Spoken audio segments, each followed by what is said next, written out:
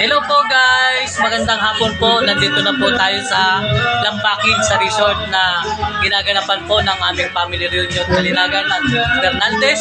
At mga guys, ito po makikita nyo, nandito na po yung nanay ko na si Imelda Vargas Kalinagan. And mga guys, makikita nyo po na talagang napakasaya namin mag-ina. Kasi ngayon lang kami ulit nagkita. Yan, guys, makikita nyo po. Yan po ang nanay ko.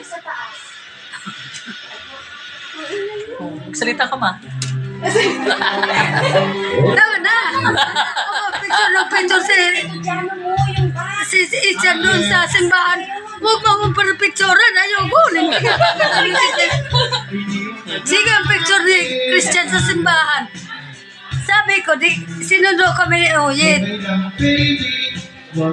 sa Divine. Tapos pumunta na kami, bakit tayo pumunta dito? Ang init dito. Sabi sa akin, nagpapaluto ako ng budget. Like na, pagpasok ko, binuluga ako ng ay, susalman. Nandito na pati yung mga taga-Bicol. Kuya mo, Marvin, nandito na. Baron ba kang darating? Sino yun? Basta antayin mo. Ay, taga-Bicol din. Oo. Ay, buti mo si Pisang mata. Oo. Kumusta naman ang nanay mo? Okay naman. Okay naman sila.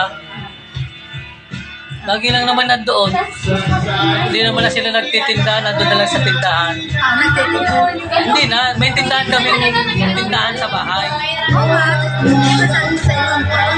Tindahan ka na lang. Ayun. Ayun nga. Kasi ang tao. Tapos yung tatay ni Gege, ano na yun? Nagtatanim-tanim na lang. Sige guys, maraming salamat po sa panood namin ng video ng nanay ko. Maraming salamat. Mag-like, mag-share, at mag-comment po kayo. At nakikita nyo po lahat ng kabuuan ng video ko. Yan po sa YouTube channel. Maraming pong salamat.